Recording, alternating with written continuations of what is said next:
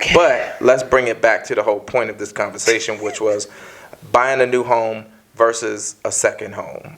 Because that's where the conversation started. I just want a second home. Okay, so you want a second home. Okay. Always want a second home. Want to be bi-coastal. I want to work on my projects when I'm working. I'll be here comfortable. When I'm not working, I will be at my second home luxuriating. Okay, great. I don't know why your energy is that way, but I want you to have a second home. So just grab a hold of my hand and do it till the morning comes. After I do. All right, ladies and gentlemen, back once again. It's the After I Do podcast with the Chocolate Girl Wonder, and nothing has changed. I'm still Royale Watkins, although I do have a haircut. I will say that most people say that, oh wait, something's different. Something is different. Debuting my new Kid Frost. I think I might change my name. No, that's a rapper's name, Kid Frost. I don't want to do that. I'm just going to be Royale. But welcome to the show. Welcome. So, let's dig all the way into it because April wants to discuss. First, she said, I'm going to keep it all the way a buck with y'all. First, April said she wanted to move. That was the first thing she said she wanted to do. And had me feeling some kind of way because, I don't really want to move. I don't really want to move because, why do you want to move? Let's start there. April wants to move. I don't want to move. So let's just start there. So let's start from the beginning. I never said move and pack up this house and sell this house or whatever. You did. I want to be bi-coastal. There is... I'm asking, see, now you're cheating because you said you wanted to move first. So I'm trying to find out. You switched it to bi-coastal. No, it's always been bi-coastal. I never said I wanted to leave here. I said it would be seasonal. I said I would work here and my off time I would go to the second house. So I think you're a little confused. And I can help you with that. Okay, so clear it up for me. Clear it up. I want to have. Hit it with some Visine. I want to have a second home because I feel like this home. Yes, we make great money in LA, but the cost of living, the cost of maintaining this house, which isn't even, it's not even considered $1 million house. It's a lot of money, and I'm just at a place where I'm tired of working to just be okay.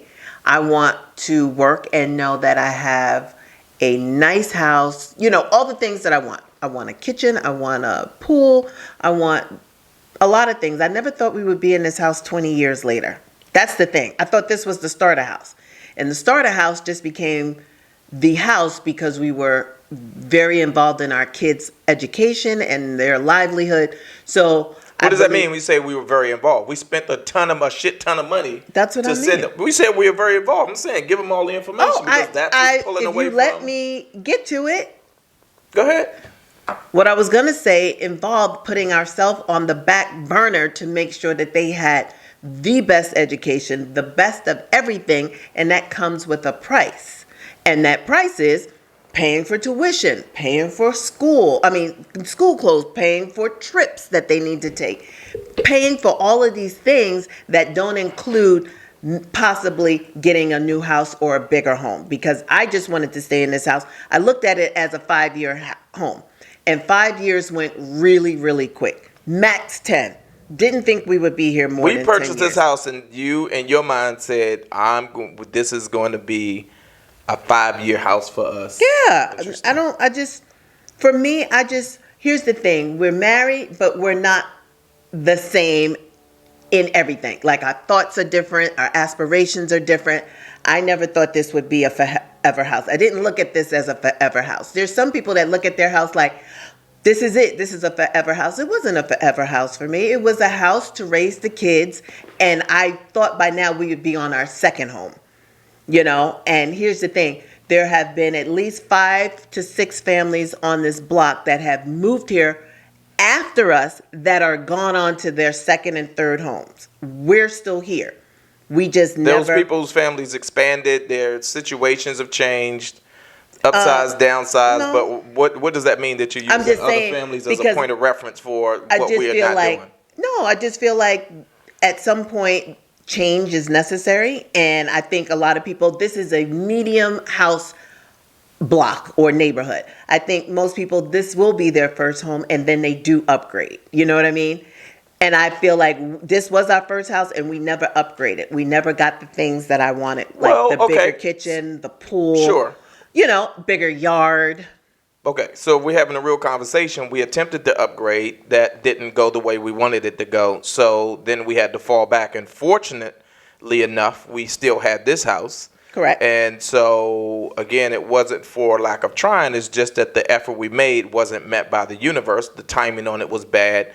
And so we found ourselves having to stay in this house beyond the time that we were looking to be able to move into a dream home, so to speak. Let's just call it a dream home. We purchased a dream home. The housing market crashed. We lost the dream home. So But then we here's had to the fall thing. back to this Right. and continue to maintain this while, again, making an effort to give our sons, the best education we could afford, which came at a huge price. Right. When they say these private schools, $20,000-$30,000 a year, times two. What they don't tell you is that there's an additional $10,000-$20,000 in expenses, whether it's books, trips, clothes, travel, all of that stuff. If they say 30 is really $50,000. If they say 35 is really $60,000. That's per kid times two times how many years? 10, and now off into college, so another 4. Right? It's an expensive endeavor, and the sacrifice was made. But here's the thing. I didn't realize when I had the kids I was going to have to sacrifice as much as I did. It came very easily, but I wouldn't call it easily, but like there was no question we were going to do what we needed to do for the children. But in the, hindsight is 2020. It's like we don't get to do the things that. why do they say hindsight is 2020? Because if you would have known what you knew now, back then Is that behind the sight Yes. from behind, or Yes. the sight from? We got to look that up. So now that we're here, and the dream house didn't work out, but what I feel happened is this became a thank God we got this, and let's keep it, and everything. Whose voice is that? I'm just nobody's voice. It's just this is how I feel. It's somebody's voice a 'cause you feeling. changed it. It's a feeling of, ooh, we better be glad that we have this, and therefore this is it. Just because that dream didn't work out doesn't mean that you cannot continue to dream and do something maybe a little different. Okay, maybe we went too big. Maybe now it's time to still look for something because we can afford it. Here's the thing, Royale and I can afford whatever we want to do because we make enough money.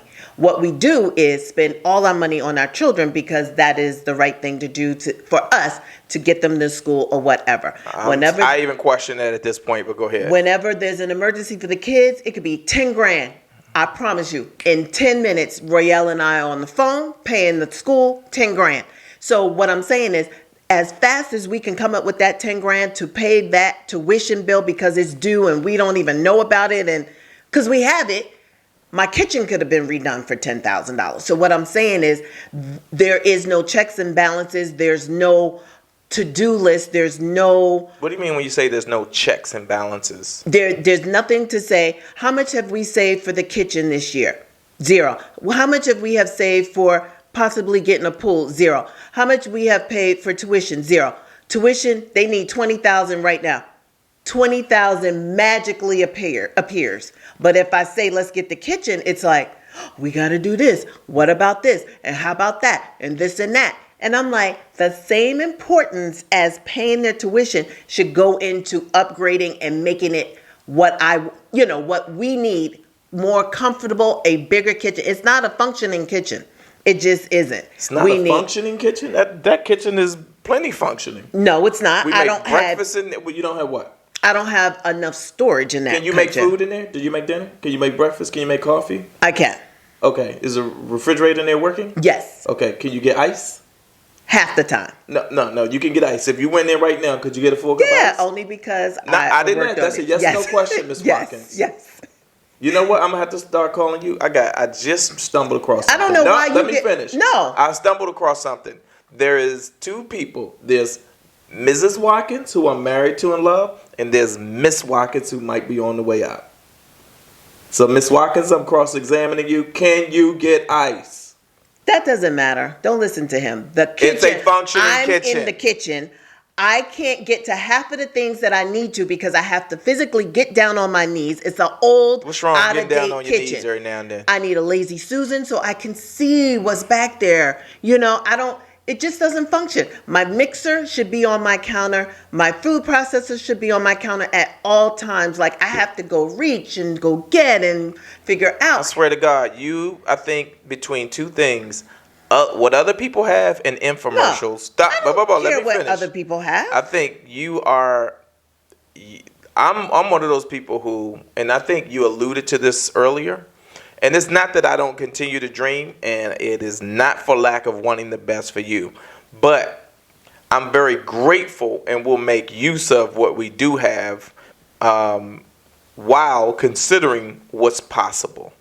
And I think you say this all the time. You grew up a certain way. Your grandparents gave you certain things. And so in your mind, like you have this thing where you should be able to have what you want right now. And in my mind, I don't come from that. And so I'm appreciative of what we do have in the moment while I continue to dream. I want things, right? I want nice things.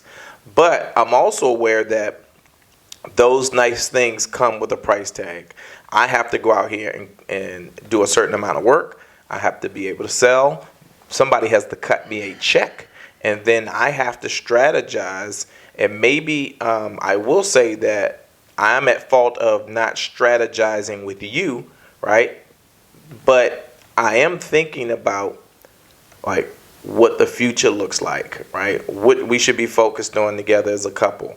What we should be focused on as parents to make sure Royce and Ross get all the way over the hump. Because I think that we've been doing this for so long. When you've been putting out money for so long to provide your children with the best that you can afford them, that it will wear you down. You be like, damn, 10 grand here, 13 grand here, 20 grand here. Oh my God, okay. Unexpected trips home. Yo, this person needs 2 tickets home. This person needs a moving service. This person's like, it's like, oh my God, okay. And now water bill came in for 2 grand. It's like constantly going out, and you feel like, well, after a while, what about me? And I think your what about me is informed by your past, right? Again, which has come with a bunch of luxuries because, again, you're an only child to a certain extent. Mm-hmm. And I'm not. I'm one of 14 children. And my reality is I look at it through the lens of a person who grew up on a pot of beans and biscuits. And so anything more than a pot of beans and biscuits is gravy to me. I'm grateful to have it. And yes, when we start talking about this house, when we start talking about we're 2240 on paper, an additional 600 square feet of living space. Everybody, I didn't grow up with my own room. I grew up in a small room that's half the size of the garage of our house with 2 sets of bunk beds. Like literally 150 to, I'm going to keep it a whole buck with y'all. That tough shed that we have is 96 square feet. The bedroom that I grew up in is probably 125 to 130 square feet, and it had 2 sets of bunk beds in there, and there was probably about 6 of us in that one room splitting bunk beds. So again, I'm grateful to have all of this space, our own bedroom, our own bathroom. The kids have their own rooms. Like, this is a great neighborhood. Great neighborhood. Get up, walk to the. It is. Listen, it's not Beverly Hills, but you can comfortably get up and walk to the park and feel reasonably safe. Mm-hmm. Right? You have 1, 2, 3, 4 different grocery stores within a 5-10 minute drive. Right? Can you walk to the best boulevard in the valley from where we are? No. Right? But you can drive 15 minutes to get there and go do what you need to do. The fridge is plenty full. The backyard is safe if we need to get out there. If the kids want to get out and ride their bike, they could ride around the block, walk around the block, and feel like no issues whatsoever. This is completely comfortable here. Right. I agree. So but here's what's the problem? What's the problem, officer? Here's the problem. We're looking at life through 2 different lenses. You are happy with what you have and I want more. So it's almost kind of like watching Guess Who's Coming to Dinner, like he told his dad. You are a Negro person and I am a man. You're a Negro man and I'm a man. So I don't see that being a correlation at all. But I'm just saying, because you're thinking of how you grew up and how thankful you are, da da da da. Okay, that has nothing to do with how we're living now. Yes, you can be grateful that your house is somewhat bigger than what you grew in, but you should want more. And I feel like you're like, my room is this size and this room is this size, so I'm happy. I'm just good with that. No. You shouldn't just be great with that. Yes, we are thankful. I am not an ungrateful person. I'm blessed to have this house. What I'm saying is, it's time to do a little bit more. debatable. It's time to do a And little for bit more. for the record, I said that I still aspire. I want more. Yeah, I want more. but you don't want within more. reason. No, right? here's your thing. You're not willing to work. And I'm not saying you don't work hard, because you work hell of a hard.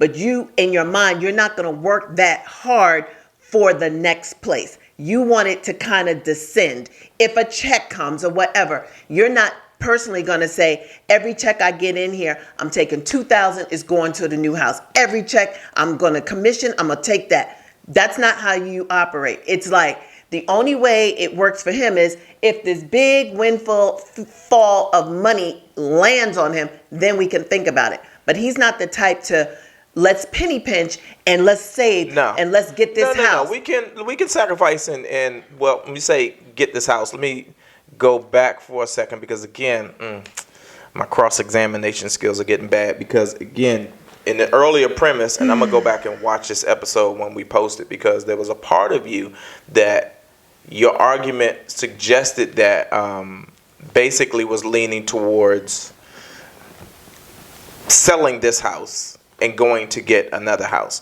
because I never said that. no, I'm not saying you said it, but your argument supported the idea that this house needed to be sold to go get the second house. You didn't overtly say it, but I'm just telling you, it's like, maybe back in the day. No, but I'm talking about as a part of this conversation. No. I wish I could play, if we is the way we could play it back.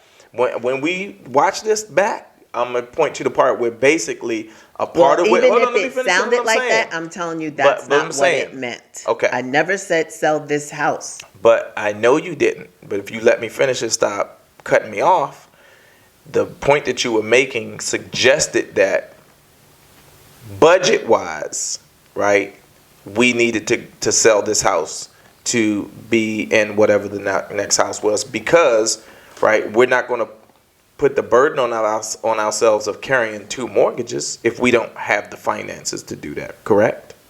Right? We wouldn't carry two mortgages if we couldn't financially afford to be in two houses. We can afford to be in two houses. That's the point. What? We're going to have two houses. We're going to have this house with this mortgage. We can afford to be in two houses right now. Yes. Okay. That might be the end of the show. You got to show me that. Yeah, I mean, just look, if you're looking at the numbers of the stuff that I'm sending you and looking at what the mortgage is, what this mortgage is, there's no reason why we can't do both. There's just no reason.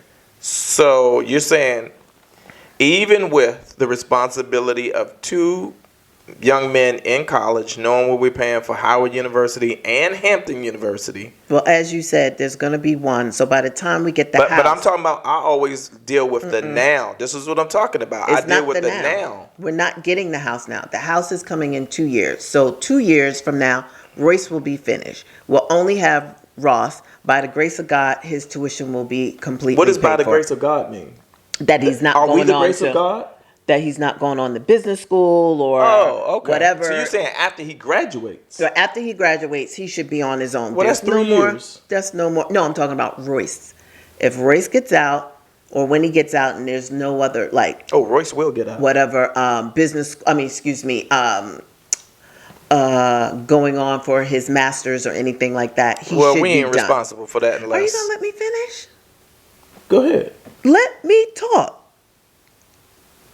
Good Lord. He's like the hype man.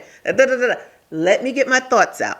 What I'm saying is in 2 to 3 years, we'll be in a great situation. Royce will be finished. Ross will be almost finished. Tuition for Ross, maybe finished or maybe paid for in full, but there's also a time where you have to cut loose. I'm telling Royale, my grandparents had more money than they needed and they did not pay for my college. So I also am okay with cutting the strings and letting them fit maybe the last 2 years on their own. You want to finish? Finish. I'm all for it. Get a loan and you pay for it. I'm okay with that, because what I'm not okay with is continuing to work like a slave and have nothing to show for it other than I paid for their college education. It's all paid for. Okay, that's dumb.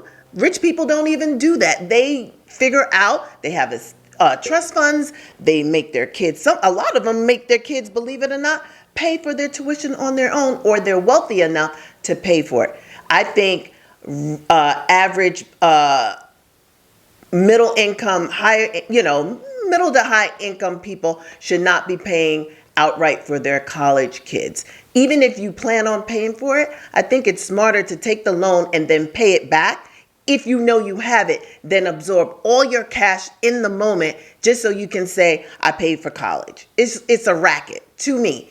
And I've been on that racket train for a minute and I'm just tired of it. Let me ask you something. It's time to let them fly. So, how many people do you know, and I know there's got to be at least a few, who are stressed out because they have the responsibility of these $100,000 loans hanging over their heads when they get out of school and they're trying to I probably know about 2 or 3. So you know more than, you know enough to know that there are people out there that are stressed. And so if we can give our sons the gift of going into the workforce without the load of those loans and the stress that accompany them and people bothering them about that day in and day out, don't you think that that's a better situation for them? Yeah, what I'm saying is if we pay 2 and they pay 2, there's nothing wrong with that. I paid mine. When I got out of school, I had the debt collectors calling me. It's a part of life. Okay, so I mean, I think I can't cushion them from the world. It's reality. What does that mean? Like if you really want to go to school, reality and is what we and decide dad it's going to be for cannot them. pay for it. No. If you want to further it, then you're on your own. But That's reality. this is a conversation that we didn't have in advance to say specifically, this is how we're going to approach their education. So now we're figuring it out on the fly. And to my way of thinking, I would like to have them graduate from college with 0 debt. Now we're starting to course correct midway because you don't see it that way, correct? Right. Because in any situation, you can revise the plan, update the plan, you have to do some changes. So what I'm suggesting is that Royce will be out. Royce will almost be clear and free. Ross, I think there's some conversations that have to be made on his tuition. By the way, Royce is a junior. Ross is a freshman now going into... Royce is, matter of fact, a junior. He's a senior technically. So Royce just completed his junior year. Yep. And is now going into his senior year in the fall at Howard University. Ross just completed his freshman year and is going into his sophomore year at Hampton University. Right. So for clarity, if you're just listening or watching this podcast, we have 2 young men at 2 different HBCUs at the same damn time. Now, the other thing that I will say is that I have to believe you have to reward hard work. Both of them are carrying either close to, I think Royce is 2.92, 2.94, something like that GPA. Got like 3 A's and 3 B's or 4 A's and 2 B's. He got 4 A's and 2 B's this last marking period. Ross got A's, B's, and 1 C this marking period. But Ross generally carries a very high 3.2 GPA. He was a 3.6 just February. Around there. So again, both of them are doing incredibly well in their studies. And because of that, I don't know. I'm just, I would like to give them the gift of 0 debt when they walk across that stage. We're not saying we're not, but what I'm saying is that some other things need to be factored in that is just as important, because my mental state and my incentives for doing good for them has to also include some good for me. I don't think you give up 100% of yourself and have nothing to show for it because you've given everything to your kids. So here's my question. Can you sacrifice 2 or 3 more years of not giving to yourself? I understand what you're saying because, again, I can use my truck as an example of this, right? I have a 2005 Suburban. As bad as I, would like a new car, I continue to sacrifice and not buy a new car because, again, I want to have money available for their education and for the bills that come up here at the house. So as much as I can see myself in something new, I go, nope, get your ass in that car. But I think, you know what, to be honest, if we're being honest, I think psychologically you like to hold that like you're doing such a big thing. Because the amount... that's not... No, if we got money, I'll go dump that truck tomorrow. Here's the thing. You keep saying that like we have no money. As much as you go out to eat, we treat ourselves to a bunch of stuff that we don't really need. That's a frivolous $1,000 a month. Frivolous. No, but again, our spending, the way we spend money, especially on big ticket items, is that, I don't believe in payments for things. I don't think if I don't have $50,000, that means I don't have enough to go buy that truck. I think putting ourselves on the hook for $250 a month, I don't see, our mentality is just different. Because if I did not get the car that I have, I wouldn't be able to go to work and do the things that I'm doing if I had that mentality. Because the car, right now we're down to one car, and it's the one car that has a little car payment. Give the explanation for why my truck is in the shop. Again. Okay. So this is what I'm saying. We've been bandaging up. But wait, you say again, like, you've had your transmission rebuilt. You've had your brakes milled. If you sat and looked at a 15-year-old car. That's what I'm saying. Those things happen. They go into the shop.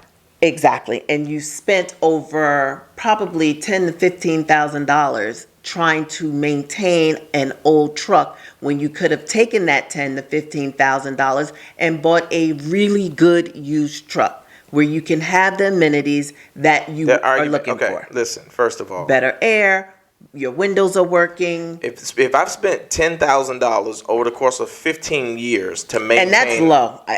I don't think that number is right. Okay, let's say 15,000. I'll make it 15,000. Maintaining this car over the last 15 years, $1,000 a year to maintain a car that is 15 years old so that I don't have to go out and buy a brand new car. Right? To me, that's not unreasonable. What's wrong with buying a new car? Like, you make it seem like... Because I don't want to have the responsibility of payments. When the way I make money in this business is when I get in a check for something, right? If I sell a product, sell a movie, TV show, whatever, and I get a deposit check that's substantial, then I go buy me something new. It's mine. I don't owe anybody for it. It's paid off.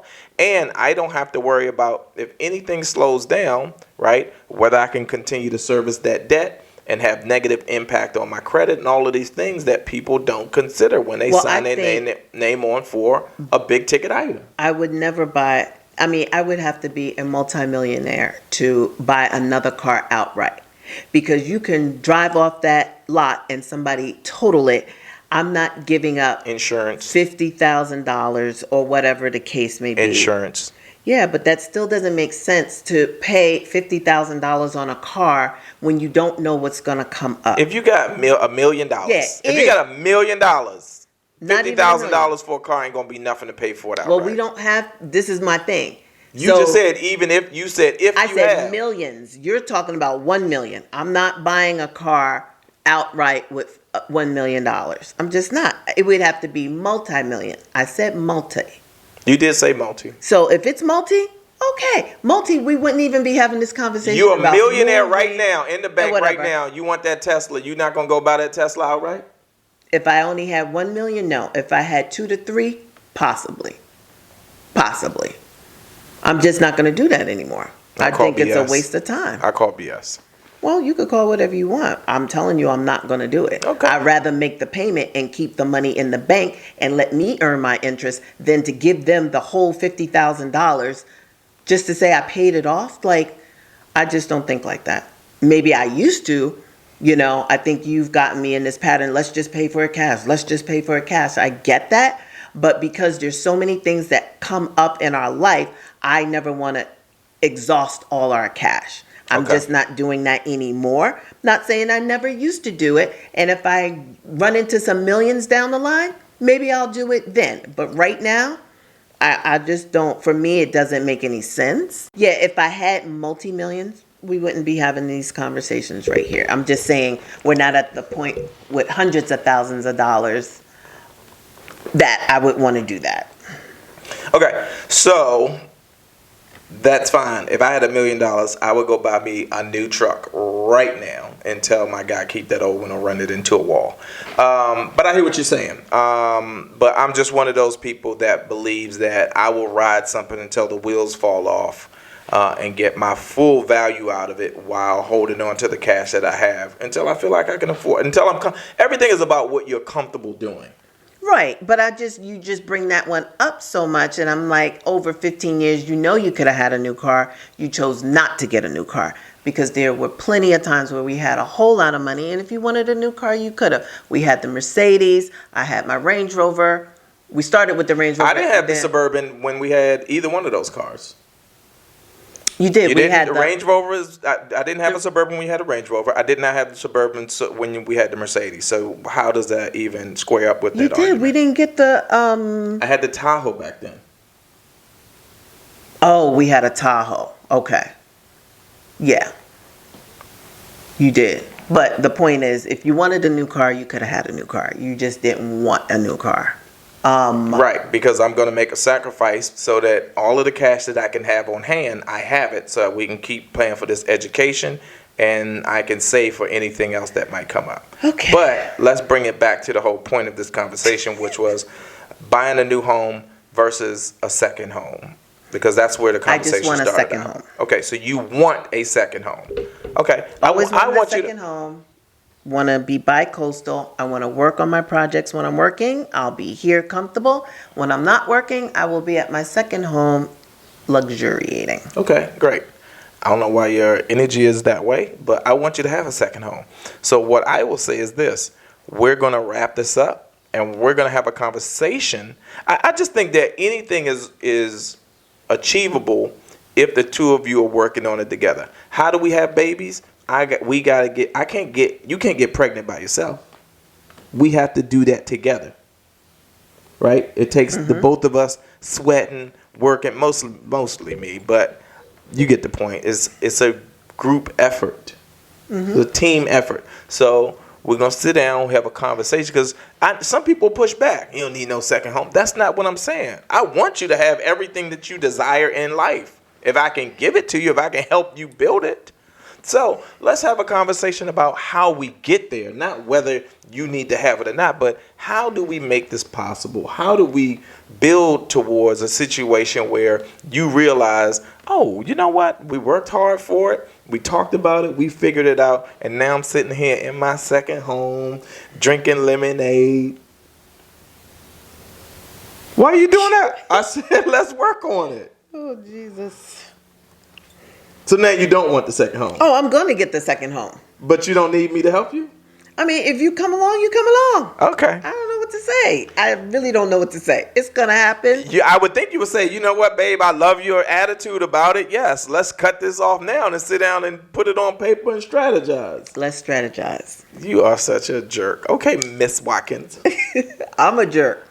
All right. Oof. Lord Jesus. Second home, y'all tell us what city, because that's the other thing. April was thinking New Jersey, Maryland, Delaware, North Carolina. Those are your choices? Thus far. Do not tell me Atlanta. I hear property is cheap in Afghanistan. So whatever it is, y'all leave it in the comments section.